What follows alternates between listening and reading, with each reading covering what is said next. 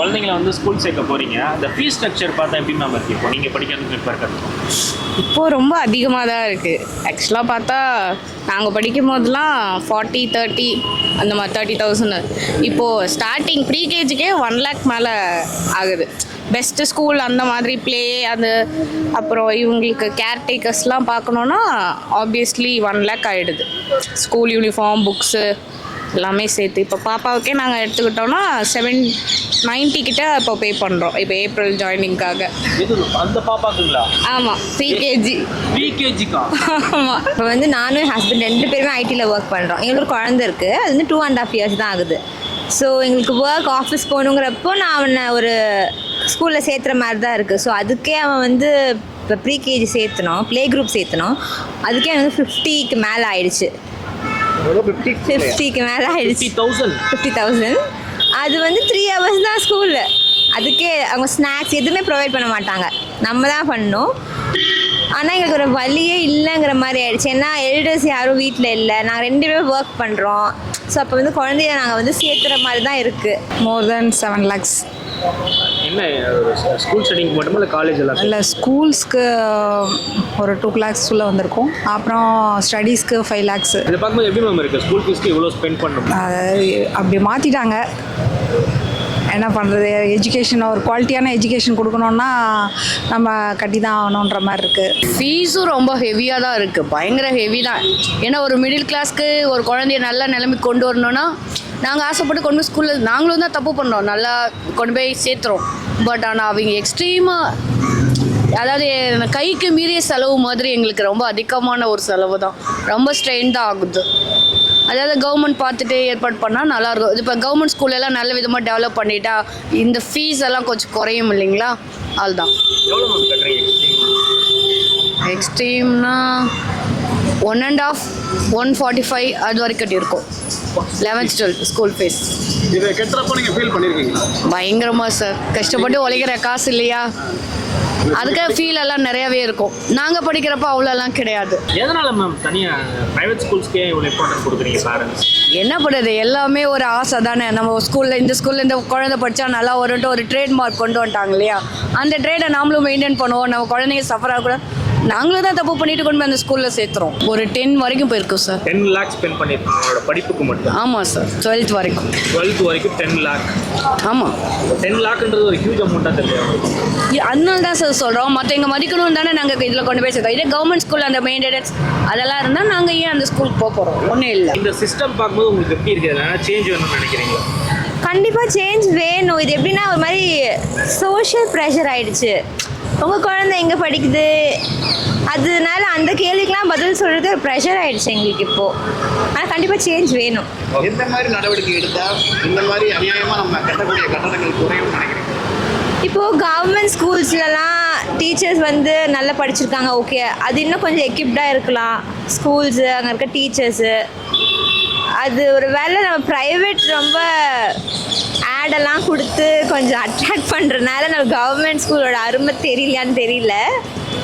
ஆனால் இந்த மாதிரி ஏதாவது அவங்க கவர்மெண்ட் சைட்லேருந்து ஏதாவது ஸ்டெப்ஸ் எடுத்தாங்கன்னா ஹெல்ப்ஃபுல்லாக இருக்கும். பட் இப்போ பேரண்ட்ஸ் எல்லாம் சொல்லும்போது பாவம் ரொம்ப கதறாங்க. 1 yearக்கு 1 lakhன்றது எவ்வளோ கஷ்டமான விஷயம். யோசிச்சு பாருங்கள், எப்படிங்க பே பண்ணுவாங்க? ப்ரைவேட் ஸ்கூலில் இவ்வளோ கேட்டுகிட்டே இருந்தால் இது என்ன சொல்கிறது, கவர்மெண்ட் எடுத்து இது நல்லா பண்ணணும்னு தான் நினைக்கிறேன். எஜுகேஷனும் மெடிக்கலும் கட்டாயமாக ஃப்ரீயாக கிடைச்சா ரொம்ப நல்லாயிருக்கும். பட் அட்லீஸ்ட் ஒரு நல்ல எல்லாருக்கும் போய் சேர்கிற மாதிரி ஒரு சின்ன ஒரு பேசிக் அமௌண்ட்டில் இருந்தால் கூட பெட்டராக இருக்கும் தான் என்னுடைய அபிப்பிராயம்.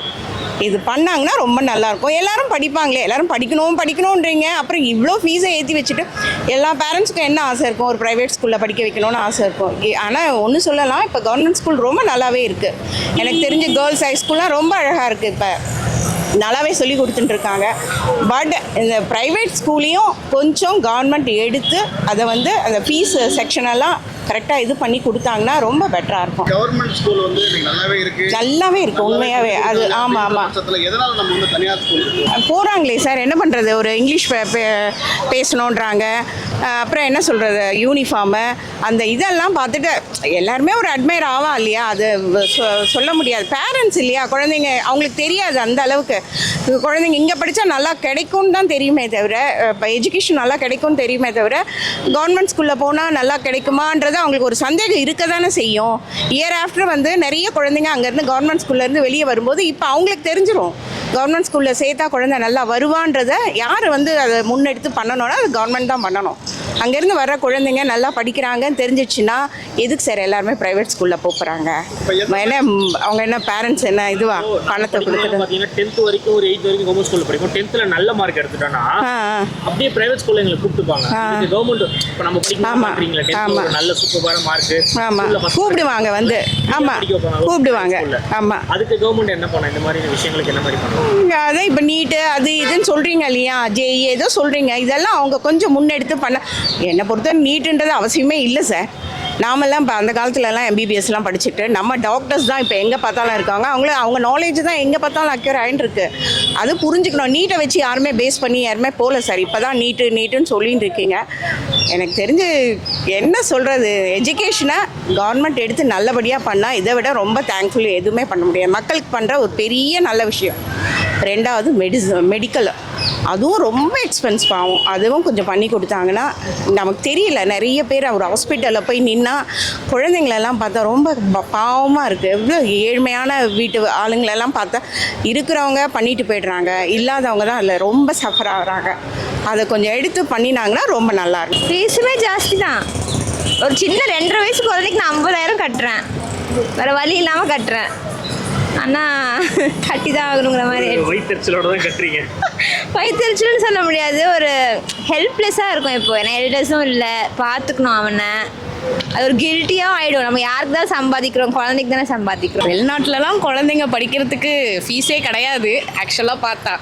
சைனா ஃபார் அதர் கண்ட்ரீஸ்லலாம் பார்த்து யூகேலலாம் பார்த்தீங்கன்னா உங்கள் குழந்தைங்களுக்கு அங்கே நீங்கள் பேவே பண்ண வேண்டாம். அங்கே நீங்கள் டேக்ஸ் கட்டுறீங்க, ஸ்டில் நீங்கள் அங்கே ஃபுட்லேருந்து எல்லாமே அப்படி தான் இருக்குது. பட் நம்ம கவர்மெண்ட் ஸ்கூலில் வந்து நம்ம நம்ம இப்போ ப்ரைமரி ஸ்கூல்ஸ்லாம் இப்போ நம்ம வச்சுருக்கோம்ல, லைக் ப்ரைவேட் ஸ்கூல்ஸ் மாதிரி நீங்கள் கவர்மெண்ட் ஸ்கூலில் ஸ்டாண்டர்டாக எடுத்துகிட்டு வந்துட்டா ஆப்வியஸ்லி எல்லாருமே கவர்மெண்ட் தானே போவாங்க. இப்போ கவர்மெண்ட் ப்ராப்பராக இல்லை, நம்மளுக்கு எஜுகேஷனுக்காக தானே நம்ம இப்போ ப்ரைவேட் ஸ்கூலுக்கு போகிறோம். நான் கவர்மெண்ட் நல்லா இல்லைன்னு சொல்ல மாட்டேன், பட் ஸ்டில் நம்ம பார்க்குறோம்ல எப்படி பில்டிங்ஸ் எப்படி இருக்குது, நம்ம குழந்தைங்க சேஃபாக இருக்காங்களா, அவங்களோட டிரான்ஸ்போர்ட் ஃபெசிலிட்டி எல்லாமே பார்க்கும்போது நம்மளுக்கு ப்ரைவேட் தானே பெஸ்ட்டாக தெரியுது. ஆப்வியஸ்லி நம்ம ப்ரைவேட் தான் போவோம். எல்லாரோட பேரண்ட்ஸோட தாட்டே எப்படின்னா நம்ம குழந்தை சேஃபாக இருக்கணும் தான் நம்ம பார்ப்போம். ஸோ ஆப்வியஸ்லி நம்ம எந்த ஸ்கூல் ப்ராப்பர் கன்ஸ்ட்ரக்ஷனோட நல்லா மெயின்டைனாக இருக்கும் அவங்களுக்கு அட்ராக்ட் எங்கே போகும், அங்கே தானே போகும். கவர்மெண்ட்டையும் நீங்கள் அங்கேயும் ரெஃபர் பண்ணி பாருங்கள், உங்கள் கண்ணு ஃபுல்லாக ப்ரைவேட்டுக்கு தான் போகும்.